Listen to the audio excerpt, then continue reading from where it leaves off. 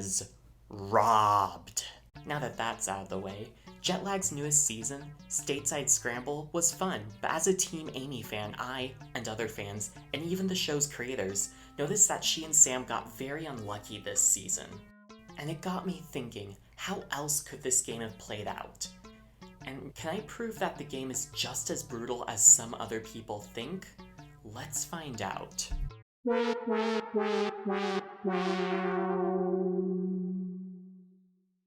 This simulation begins with both teams flying to Chicago. Sri does the Illinois challenge, while this guy drives to Michigan and claims it just after 5 p.m. Sri then flies back to Massachusetts and finishes that challenge by the end of the game day. At the start of day 2, this guy drives to the Buc-ee's in Ohio and claims it. Sri drives from Boston to Vermont and completes that challenge. This guy, who happens to have Pennsylvania as one of his private cards, then takes a well-timed flight to Philadelphia and does the Pennsylvania challenge. Sri is able to complete the Appalachian Trail wildcard at 5 p.m. However, with the Margarita wildcard in the public deck, this guy goes to Atlantic City and claims New Jersey. Uh-oh.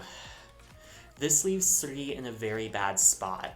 His cluster of states is trapped behind this guy's combo of Pennsylvania and New Jersey. He either has to rebuild from Illinois, or hope that the Canada wildcard pops up.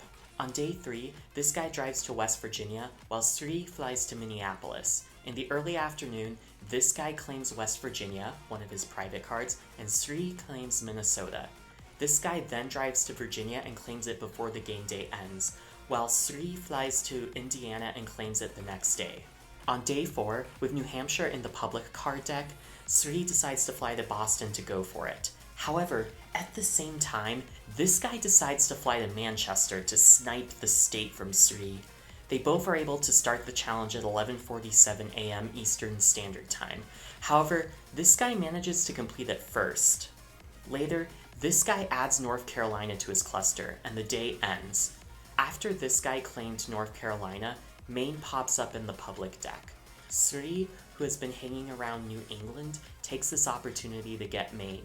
Rhode Island then pops up in the card deck, so Sri claims Rhode Island. However, this guy does the South Carolina challenge and claims that state. Sri visits the last available New England state, Connecticut, and claims it. However, at this point, Sri concedes to this guy, who is declared the winner. The big issue from this simulation is just how dangerous choke points can be. We saw that by the end of day 2, this guy used the Pennsylvania/New Jersey choke point to trap Sri in the Northeast, with his best chance of victory being a miraculous Canada wildcard. They in fact talk about this in the layover, where they discuss how a Northeast-centered strategy can backfire because of how vulnerable the bottleneck is. While this isn't really a problem in the show, since Amy and Sam claimed Canada early in the game, there was a timeline where something like this could have destroyed them. This is especially true when you consider that the Canada wildcard has a 1 out of 60 chance of popping up? Whereas New York, Pennsylvania, and New Jersey can be claimed not only with their own state cards, but also wildcards as well. Most people seem to agree that Amy and Sam's decision to veto New York was a mistake. The Canada wildcard being in the deck at the same time as New York adds some weight to this decision. However, with Canada being an option, there was a way to neutralize this limitation, because Sammy could have used the Canada card to connect their New England states with the rest of the country. They could have chosen to veto some other state, like Utah, but didn't. Duck and Jelly both start the game at New York's Central Park. Jelly decides to take the train down to Baltimore, while Duck takes a plane to Oklahoma. By mid-afternoon, both states are claimed. Jelly then takes the opportunity to go to New Jersey and claim it. However, once she does that, Missouri replaces New Jersey in the deck, giving Duck a great state to connect to. Jelly, meanwhile, takes a flight to Cincinnati to make a go for Indiana. The next day, Duck is about to claim Missouri when she discovers that her Day 2 private card is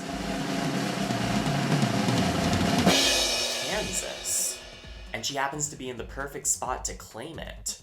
That morning, Duck claims Missouri and Jelly claims Indiana. Duck then drives to Galena, Kansas, which by coincidence has a nice display from the movie Cars, and claims it. Jelly drives to Ohio and claims it with the Margaritaville wildcard. Duck then flies to Georgia, which is her other private card, and she claims it. Jelly drives to Rhode Island. At the beginning of day 3, Duck gets Pennsylvania as her wild card. Jelly is in Rhode Island and she claims it, and I have to show you the funny way she completed it. Duck drives from Georgia to North Carolina and claims it. However, once that happens, Delaware shows up in the public deck, and Jelly goes there and gets it. The day ends with both players in the middle of challenges, with Jelly going for New York and Duck going for Arkansas. On day 4, Duck gets another good private card, Virginia. While she isn't completely locking Jelly into the Northeast, she is limiting her options, especially if she wants to connect Indiana. At the beginning of the day, both players finish their challenges. The powerful National Parks wildcard shows up in the deck.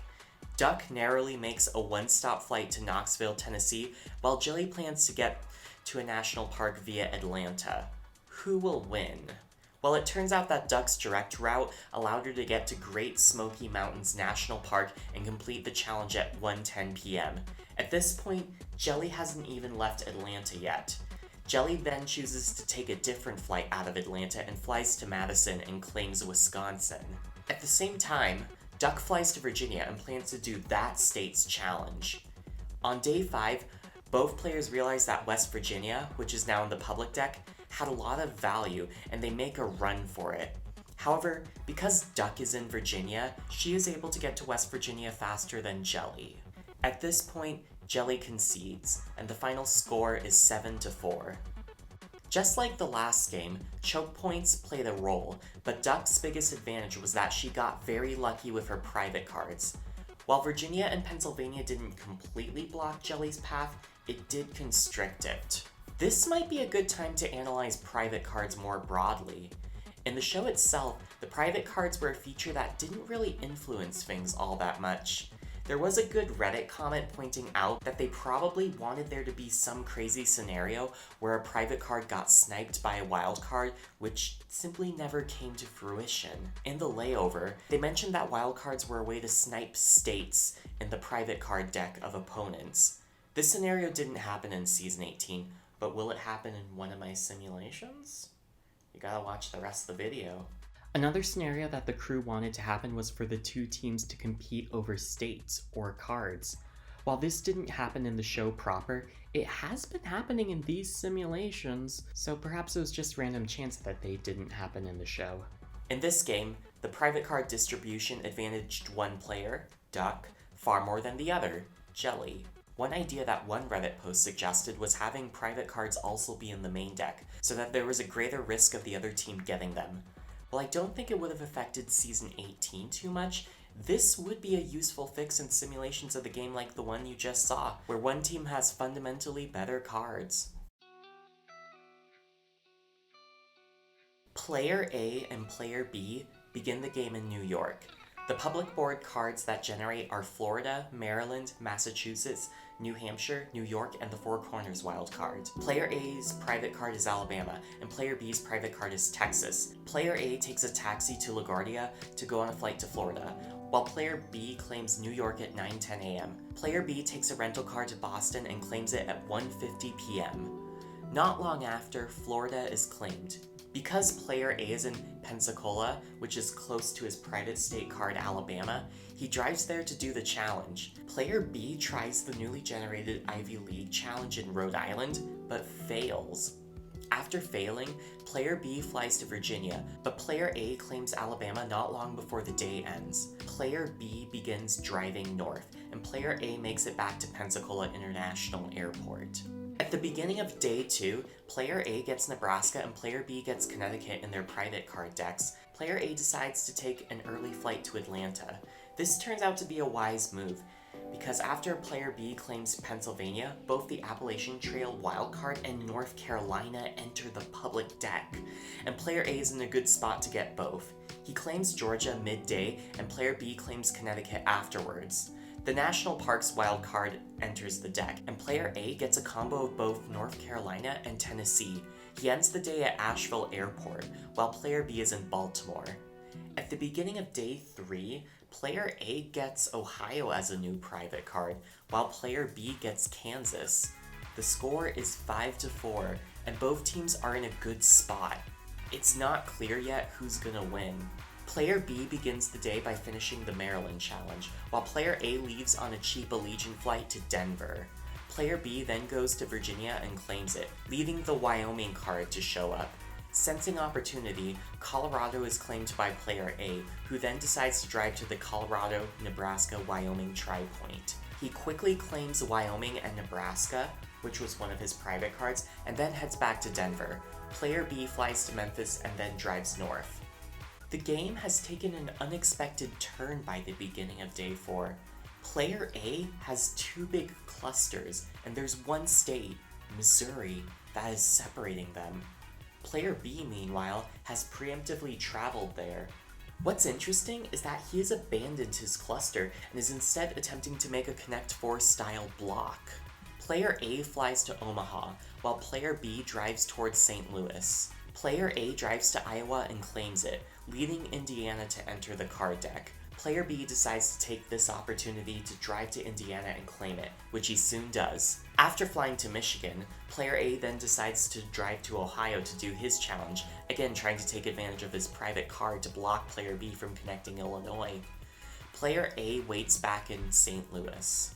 On their final day, we see that both players are focused more on stopping the other from connecting their disjointed groups of states than they are focused on their own expansion. Player A's private card is South Carolina, which is a good potential addition. Player A finishes the Ohio challenge, and Illinois enters the public deck. Since player B is in St. Louis, he can easily go across the river to do the Illinois challenge. Now he has 2 connected states. If he can get Kentucky, he will win. However, if player A can get Missouri, he will win. So what card comes up next? West Virginia. Player A decides to drive towards Cincinnati and to Kentucky, while player B takes a flight to Pittsburgh and drives west. Noticing player B doing the challenge, player A drives towards Missouri, in case Missouri pops up once West Virginia is done. Player B notices player A moving west. However, rather than complete the West Virginia challenge, B just waits. Eventually, player B drives back to Pittsburgh to go to the Phipps Conservatory and Botanical Gardens. By stalling, player B has won the game, 6-5, even though player A ultimately got more states in the end. This simulation shows that the game could have taken a wild turn, with both teams getting into Connect 4 or Taiwan-style antics. One common theme I saw in The Sims, and in the show itself, was how little optionality there often was. Card slots that could have gone to useful connecting states instead went to Western ones that were so far out of the way as to not be useful anymore. It makes you wonder, how would the game have played out if it only focused on the eastern half of the country, much like how Connect 4 only had the western half? Well... In this map, the 13 westernmost states are removed. Yes, this is more the western third removed, I know. I picked this because the 100th meridian goes through the states on the western edge, marking the point where the US starts to get less dense and more dry.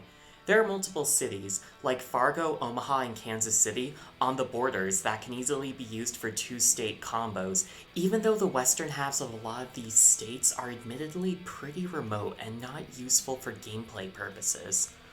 Also, I wanted an excuse to keep the Mexico wildcard.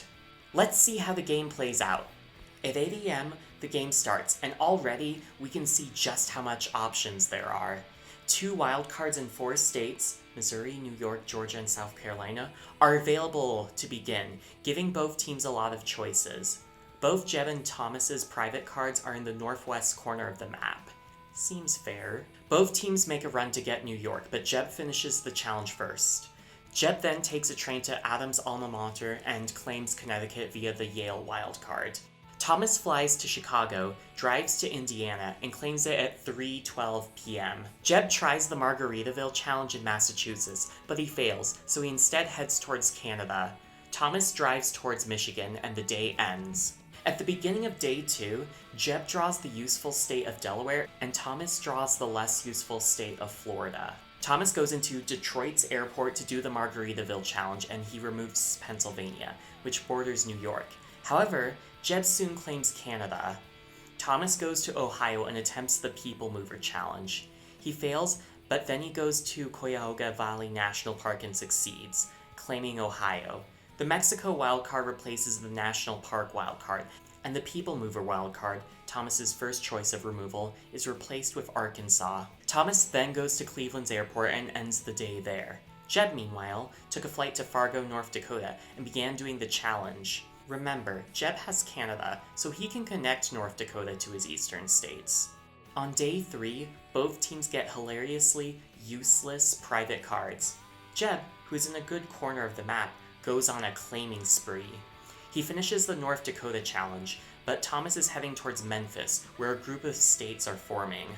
However, Jeb then drives to Iowa and South Dakota and is able to remove Missouri and Mississippi, leaving Arkansas as an island in itself. Seeing Georgia is now available, Thomas decides to fly there. On day 4, Thomas gets a decent wildcard, Maryland, but Jeb gets a very good one, New Jersey. Once Thomas claims Georgia, the highly valuable Appalachian Trail wildcard is generated. It's at this point that I gotta say, I'm really pleased with how the map is looking right now, because both teams can make some very interesting plays if they wanted to. Anyways, Thomas takes advantage of the situation and claims South Carolina, and even though it causes Massachusetts to enter the chat, he carries on and soon gets North Carolina. Jeb does consider going to claim Maine, but he sees that Thomas can get there first and instead goes to get New Hampshire, getting it not long after Thomas has North Carolina. When Jeb wins New Hampshire, he gets the incredibly lucky pull of Vermont, which he promptly goes to. At the beginning of day 5, we learn that Jeb has the highly valuable private card of Tennessee, which would have been incredibly useful in connecting Arkansas with Thomas's southeast corner. Thomas, meanwhile, gets North Carolina as his private card, which he already has. Jeb claims Maine, and Thomas flies to Florida and gets it in the middle of the day. Jeb then goes to New Jersey and claims it. Thomas is able to claim Maryland, and Jeb is able to claim Delaware in the evening. Finally, at the very last minute of the game, Thomas drives to West Virginia, giving him a total score of 5, which is sadly bested by Jeb's 11. I think I got my fix here. What did Sam say all those years ago? Or not the East Coast ones because they're too janky and small and weird. Yeah, it turns out janky and small and weird states are great for a game where you're trying to connect as many states as you possibly can. And if the game removed the western states, it would have been stronger.